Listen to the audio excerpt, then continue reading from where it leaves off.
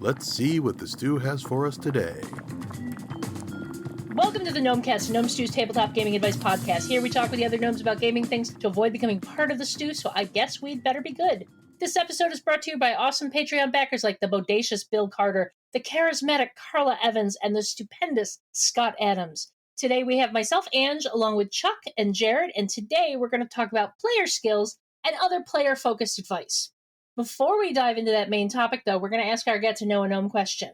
What's one time that you realized you were being that player, and what did you do to fix it? Jared, I'm going to start with you.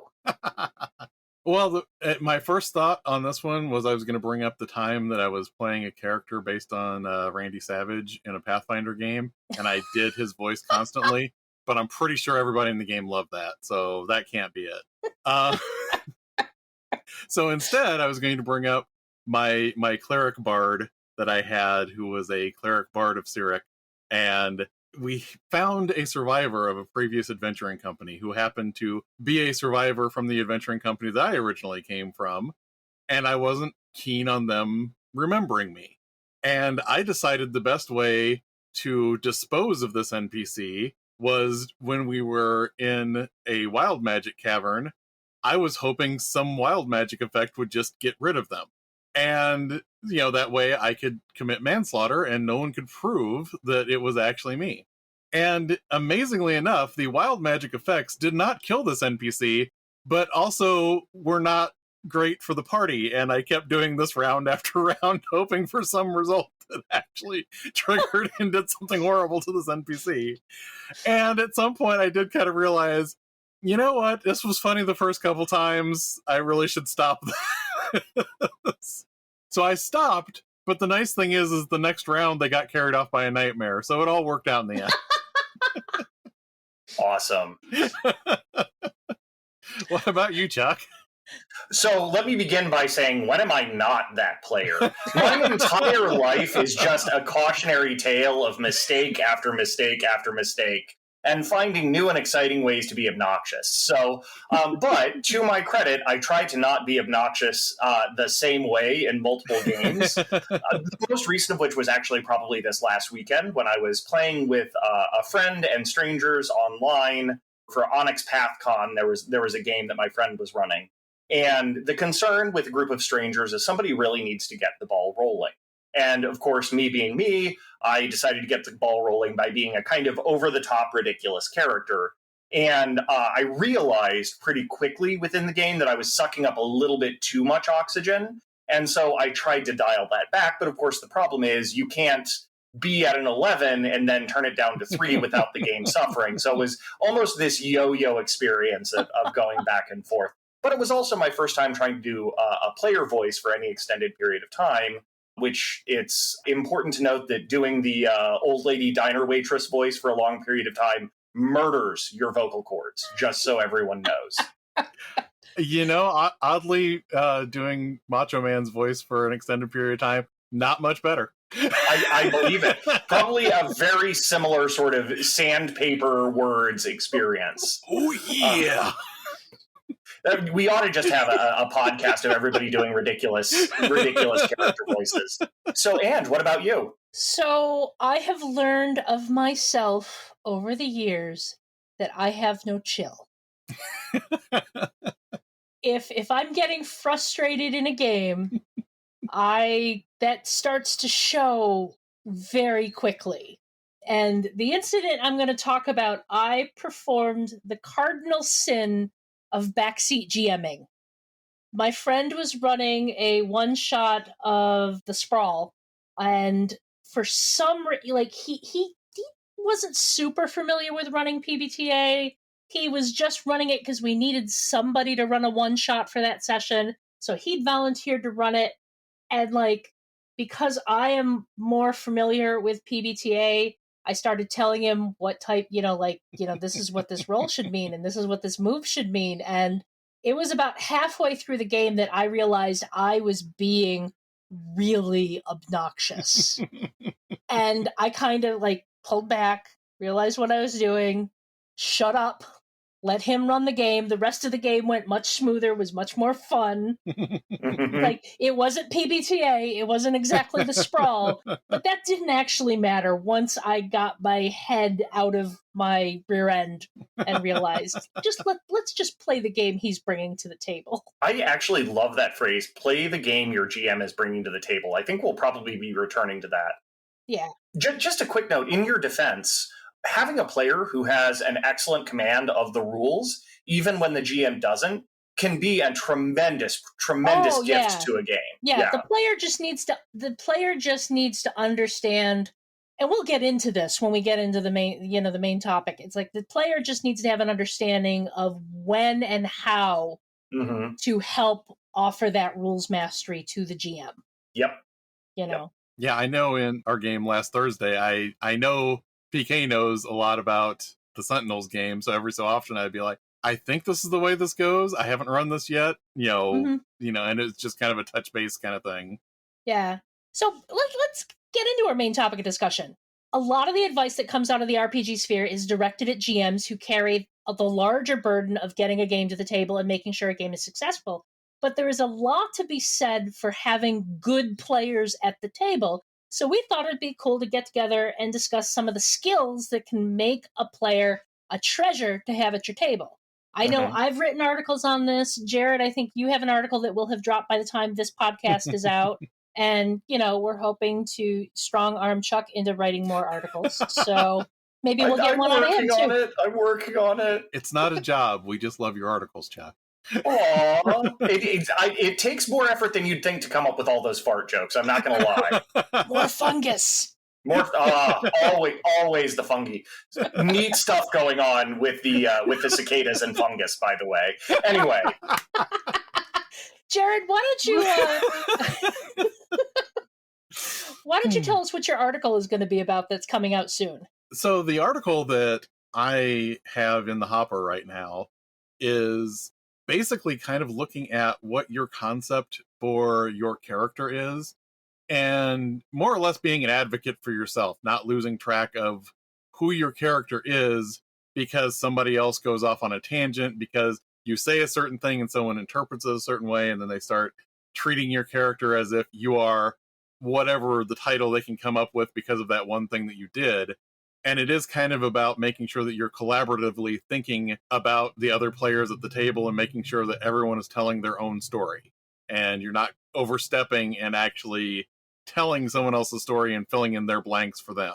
So that's a lot of what I was looking at, because I've had a few characters in the past, and this comes up in the article, where I had a concept, and in my head, I know what that character was supposed to be, but other people at the table just kind of took it and ran with it. And before I had a chance to really define that character myself, other people were reacting to things that I didn't think were true about that character. And it is a matter of kind of, just having that idea in your head and making sure, because nothing exists until it hits the table. So it's kind of that keeping things true in your own mind until you can express it to everyone else at the table. And I've seen this happen before, where a player has a concept of their character and other players at the table get a concept of the character that's not on point. And so when they start responding to that character based on that perception, the player is confused because, that's not my character. That's not, and it is a, as a player, you need to be aware when your concept isn't coming across the way you wanted it to, and adapt and adjust to get that concept across.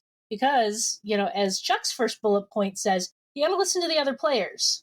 Chuck, you want to take that and run with it? First, I'd like to say that I just had like a surreal, almost out-of-body experience as we were talking about that. And I just found myself thinking over and over again, are we talking about games or are we talking about real life? Because that's a microcosm of what we deal with in the real world, too. Like, I know who I am, theoretically, possibly, but sometimes I fail to get that across. And the same skill set that you use to better get across your intentions or your personality can be brought to the table for a game as well. But that's true of everything with gaming. Yeah. I'd actually like to start with not my first bullet point, because with everything. Well, first because I can't count. It's a horrible tragedy. The perils of statistics. Please don't yell at me, Matt. Is that at least for me, my arithmetic skills have atrophied to the point of just blackening and falling off. But the first thing I think to keep in mind is, just like you said, play the game the GM is bringing to the table. Mm-hmm. And the corollary to that, I think, is, but also bring your own stuff. And the analogy that really springs to mind is it's like a potluck. It's not that the GM is cooking a 5-course meal for everybody. It's that the GM is cooking an entree and everybody else is bringing their side dishes. Right. And just like if you're having an Italian-themed potluck, then, hey, we all love, guacamole, but maybe don't bring that to the Italian-themed potluck. And just like that, if we're playing a serious meditative game on the nature of mortality or something else really boring, don't bring your silly clown college character. At the same time, if you have a sillier game or even any kind of superheroes game practically, maybe don't bring your meditative nature of mortality character to that. And I think that speaks to the larger issue of just pay attention to everybody else at the table. It's not just the GM's job to entertain everybody. It's also your job to entertain other players. And players that keep that in mind, that their audience is not the GM, the audience is also the other players, and really key into that, not necessarily in a performer way, but in a human beings interacting way. I think that leads to a much, much better game. I know one of the things that I was trying to get across in my article that I recently wrote on this, playing the game at the table, is you chose to take a seat in this game. No one is forcing you to be here. If they are, call 911. But you chose to take up a seat at that table. Give the GM and the other players at the table enough trust and respect to start playing the game that they're trying to bring to the table. If the GM isn't communicating clear enough for you to understand what type of character is going to work in that setting, ask questions. Try not to make something that's going to be completely counter to what is being discussed about the game. And try to actually, every GM is prepared for the players to go left when they expected them to go right. But please don't ignore the plot hooks. Yep. The GM has spent time preparing a game for you, whatever level of preparation that is. They've spent time preparing for you. And if you decide to purposefully ignore any of their plot hooks, because you would rather go look at muffins in a window, the GM's going to do the best to accommodate you, but they've got all this stuff they set up for you that is now just sitting there. Maybe they'll get to use it some other time, but try not to ignore the plot hooks too much. And be kind, especially to newer GMs. It's going to take time to learn how to do all of this with finesse and skill. I find an excuse to go to where the story is. Yeah. And that's not necessarily the story that the GM has come up with, but don't turn it into a solo show that's all about you. And don't be deliberately reactionary isn't the right word, not reactive. What's the word that I'm looking for here? Don't be a jerk. That's the word I'm looking for. Don't be a jerk. That's really, I think, where we need to go with that. Yeah, it's the choose to engage with the game world. Choose to engage with it, because it's very easy to make a lone wolf character who's aloof and above it all, and the GM will bend over backwards to try and keep your character involved. Some of the other players may do their best to keep you involved, but it shouldn't be their job. Engage with what's there at the table. I also think beyond, this is another one of those things that happens where everything kind of turns into, the GM is presenting this thing and the players have to engage or not engage. But another thing is there's all these other people at the table in most cases. And what I was going to say is, beyond just not defining someone else's character for them, look for opportunities to bring someone else's character in, and not on your terms, but if you see a character and you're wondering, what's your story? In character, ask them what their story is. If they seem to care about a thing, ask them why they care about this thing. If they're afraid of a thing, ask them why they're afraid of this thing. Because then, not only are you playing your character, but you're also giving them the opportunity to play their character, and you've just framed it. Like, this is what I want to know about your character. Tell me about it. Go. And I think that's actually really important, too, because, again, that's taking... Not only are you not having to tell your story on your terms all the time, constantly, or the GM needing to pay attention to everyone, it's everyone at the table collectively looking for those spaces where you can get other people to tell their story at different times. For me, the best players to have sit down at my table are the players who enthusiastically want to engage with the story of the game and who want to enthusiastically engage with the other players at the table. You know, they make it easy to run because, oh my God, is it hard when you have players who don't engage. Absolutely. Put down the phone, please. And I realize that some people have social anxiety. I realize there may be a lot of reasons why people need to look at their phone. But at the same time, I play games with a doctor who has to get like emergency calls, and he's not on his phone all the time. If you are enthusiastic and engaged, I can put up with pretty much anything that isn't outright abusive to other people at the table or not, as long as you're engaged and enthusiastic. Anything else I can deal with. I've been getting... It's June. Facebook Memories is full of Origins right now. It's making me very, very sad. But I also had show up a table selfie from a game I ran in, I want to say 2018, that was the worst game I have ever run at a con, because I had 6 players who were completely not proactive. Like, not a single one of them would I had to drag them through the story. Like, I'm like, here's the setup. What do you do? And like, it was just so hard because none of them would engage with me as an NPC or each other as PCs, and like, I couldn't get them to actively choose to do anything. Literally, it was a reverse heist. They had to figure out who stole something and go get it back. Oh, that's cute setup. I'm going to steal that like next week. I hope that's okay.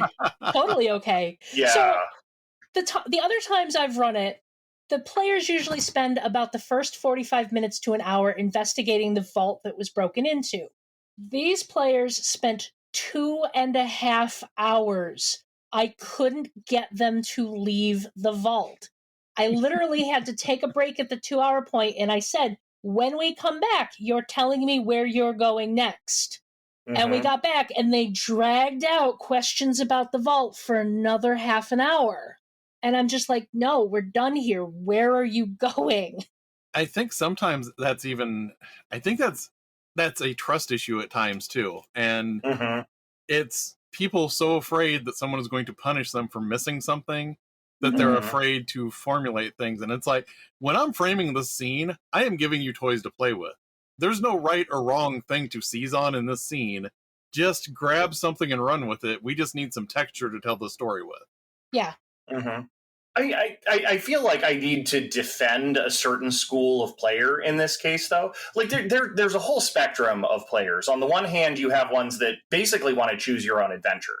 They want you to use flowery language, set things up, let them imagine, and then ask them, do you go left or do you go right?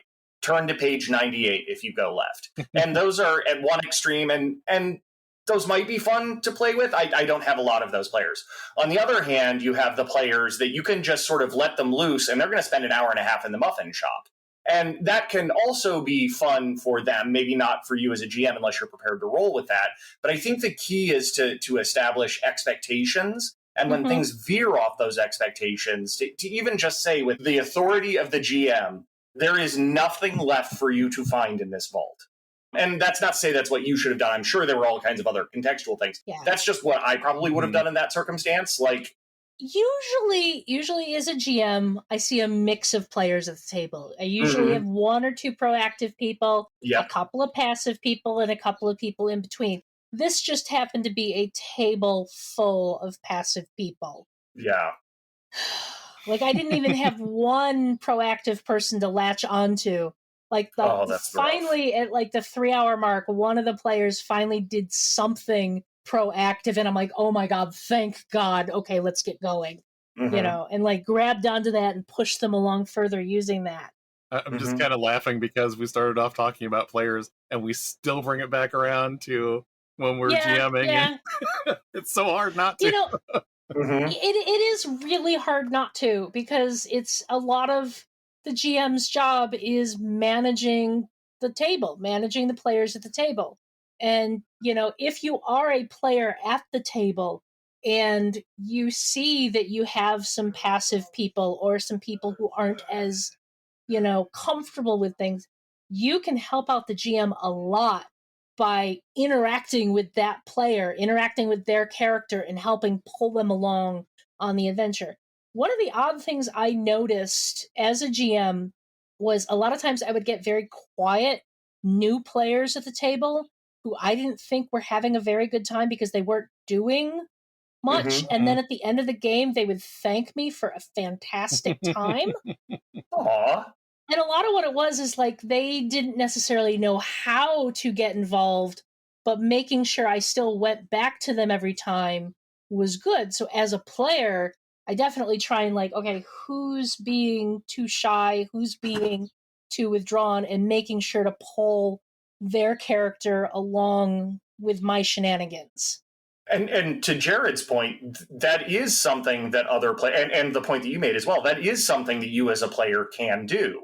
And again, to return to Jared's point, while still keeping it true to their character, not everybody's comfortable talking in character. Not everybody wants to do a goofy character voice. Not everybody wants to even talk in character. And that's fine. You can still present actions that the characters do together or parts of their history. But I would say that those things probably need to be framed as questions rather than as statements of fact. Mm-hmm. Like, hey, is it okay with you if our characters played baseball together when they were kids? Mm-hmm. And I was terrible at baseball. How were you at it? That kind of thing. And one of the things that I like doing from the player side is, and this is something Ange might remember, like, I like finding a reason why my character isn't just associates with other people in the group, but is friends with somebody else in the group. Mm-hmm. Because then you can start having those kind of in-jokes and those, like, remember that time we did this, and all of that, and that starts working. But the important thing with that is to then widen it out to the other direction. So, like, with Ange's character, our characters were friends, and we would joke about, her being impatient and throwing fireballs. But this is a now problem. Yes, this is a now problem. This is not a later problem. Mm-hmm. But it also helped, like, once, Zudrok, the Goblin Ranger, started riding on my shoulders, that gave me an in to start making comments to Zudrok because I was the big tall Furbolg and the Goblin Ranger used me as his firing platform. So then, now I have a tie to two different people in the group, and, you just keep building like that. Mm-hmm. Yeah, it's like stay, involved and invested in the game at the table. Mm-hmm. Be the other player's biggest fans. That's really key. Yep. A lot of PBTA games will mention be a fan of the players, but that is GM-focused advice, and I think that's actually a good mindset for everyone at the table. Like, be a fan of the group. Be a fan of how we are telling the story together. Yep. Yeah, it's like, as a GM, we try and move the spotlight around the table. As a player, you should be happy to see other players get the spotlight too. And shine it on them. Yeah. Earlier in the episode, we mentioned if you are a rules expert of the game at which you are a player, how best to handle being a support for the GM. I will say that I have many, many times relied on players that are far smarter about the rules than I am to help me run a game. It's just, you have to, don't be a rules lawyer. Don't argue with the GM about a call. That's probably the biggest key right there. I honestly think this is a big thing in a lot of aspects of life, but I think when you're talking about how best to do this, I think it's always good just in any kind of interpersonal dynamic is having consent. Like, if you say, hey, I ran across this one rule, do you mind if I bring it up? then it's not like you trying to, railroad, things your direction or anything like that. Yeah, and it's like, wait till the GM asks you for advice. Asks you the question, hey, how does this rule actually work? I don't want to disagree entirely with that, but so I am not somebody who loves rules. I love games with rules. I don't like mastering the rules. I like playing with people who have done that work for me. And I really like it when they volunteer information, even when I don't ask, because they have that kind of command. I think the key is you shouldn't be arguing in your game. Exactly. If at any point in time real feelings of real arguments are coming up, that's time to take a time out and figure out what's going on. And maybe you have a player that just thinks that that's how gaming goes. Lots of players have that, but it at no point in time, I think, should voices actually be raised in an RPG game. To another point that you were saying, it's like you can, as a player who knows the rules really well, you can help the other players understand their characters and what they can do. Because let's face it, everyone has varying levels of amount of time and energy they can put into the game. I have a player who, I love playing with her, but she doesn't have time to sit down and make the character. She wants to come to the table, have a character she understands the concept of, and role play it. And then if she needs to roll something, she can ask for advice on what to roll. It's like, yeah, I have no problem helping her put a character together for a game that we're both going to be players in. Or, offering advice on, how to play, the different mechanical things that she can do beyond the playing of her character as, role playing, if that makes sense. I will say pick a lane and stay in it unless you deliberately want to change those lanes, because I have also had those players and have sometimes been that player where that's all I want or that's all that they want. But nothing brings a game to a grinding halt quite like a person who is completely disinterested in the rules of the game until it's their turn. Yeah. And then they want to know all the ins and outs, and please don't do that. Please, please, please, please, please. The game exists on times when it's not your turn. You can do all kinds of stuff with that time. And it's perfectly okay if you don't know the best optimal thing to do as long as you do something. Right. Yeah. But also, backseat players. If a person does a suboptimal thing and they're having fun, let them do it. Oh my God, yes. Don't tell other people how to play their characters. Yeah. That's like bad player number 1, or maybe number 2, but it's bad player on the list. Yeah, advice, yes. Order, no. I played a game at Origins in 2019, the last time I was there.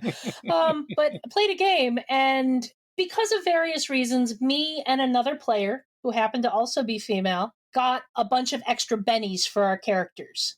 And it was basically just to represent like an out-of-game benefit we had gotten for that group.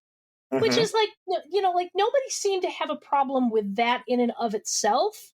But we had 2 players who started getting really obnoxious when we wouldn't use those bennies the way he thought we should.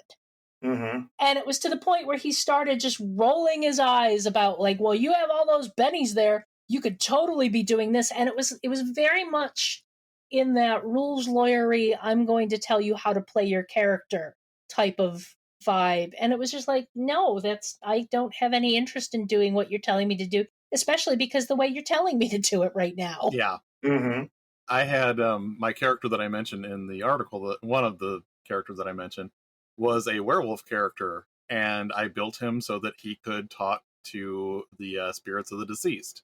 And I didn't use this ability for a while, and we had some players that were just assuming, like, why do you have this ability and you're not using it?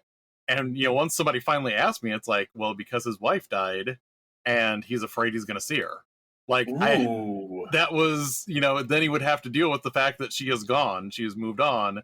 And that's why he never wanted to use that ability. But everyone was so used to, like, kind of treating him as he's the goofball. It's like he's the goofball because he gave up everything in his regular life because she died, and it just shattered him. So it was kind of nice to actually kind of whip that one out when it's like, you're playing this suboptimally. Actually, yes, I am. And this is why. And the ability to drop that at a dramatically appropriate time just had to be fun.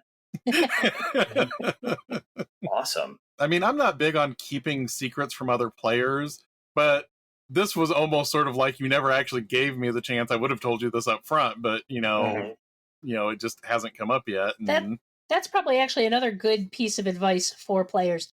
It's great to have cool hidden things in your background, but they don't matter unless they come out at the table. And don't be mad if that's not the thing that everybody else wants to explore at the moment. Even if both you and the GM think it's the coolest thing ever, and it happens, sometimes that's just not where the group goes. Yep. Yeah, it's great to have those things in there, but don't get mad if nobody's interested in it, and don't be mad if it never comes out, because you have to help it come out. Yep, absolutely. I was going to say, there's lots of television shows where they drop this momentous thing and it just doesn't seem to have the impact that the framing in the episode seems to make it have. And then you notice in a few episodes, they just don't mention it anymore. Yeah. It just might not have been that important. I was going to say, when it comes to relating to players, and there's some media that just popped into my head where it's like, if you want to watch this is a good example of this. When we're talking about players getting defined by other people, if you watch all the seasons of She-Ra, my favorite character on there was Entrapta. And there is a point at which everyone in the series assumes that she is flighty and that she doesn't realize the importance of the situation. And she explains her thought process in that final season.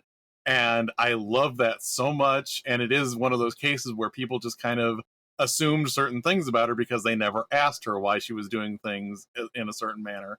And I absolutely love that so much. So watch Entrapta, and because she's great and she's the best character on there. I will fight. I will fight for Catra's honor. Okay, Catra is a dumpster fire, but that's why I love her. Make better decisions, Catra. Yep. Chuck and I clearly have to be in a She-Ra game at some point in time together. Is somebody running a She-Ra game? Is that an option? I am there. I am already in my car and driving. And somewhere I feel like Senda is now looking over my shoulder going, what?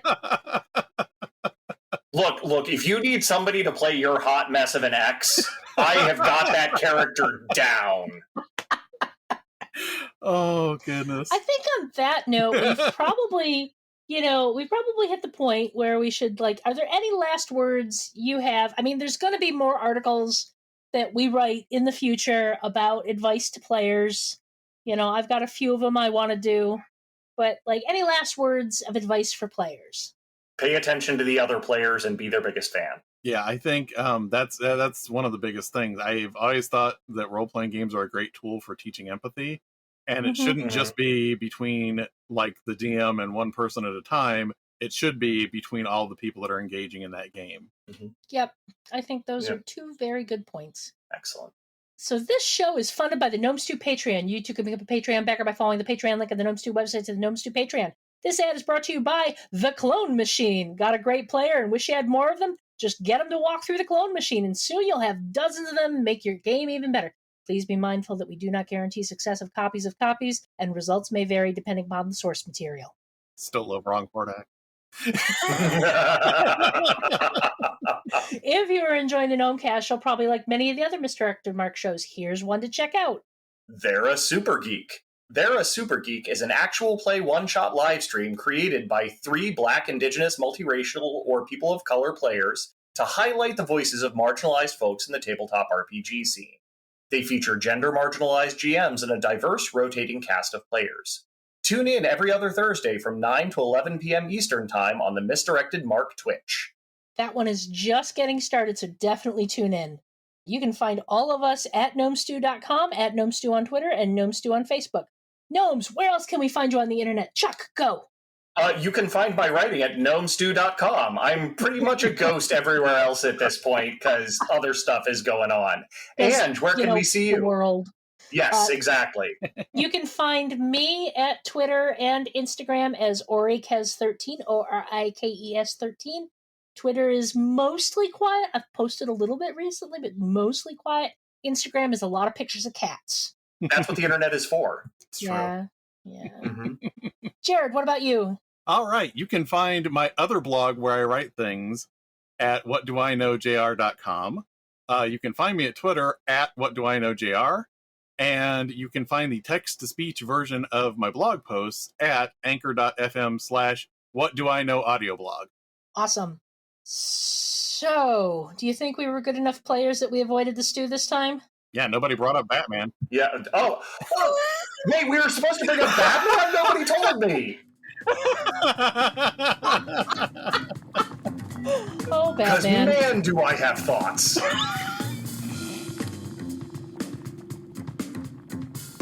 Gnomecast is hosted by Misdirected Mark Productions, the media arm of Encoded Designs.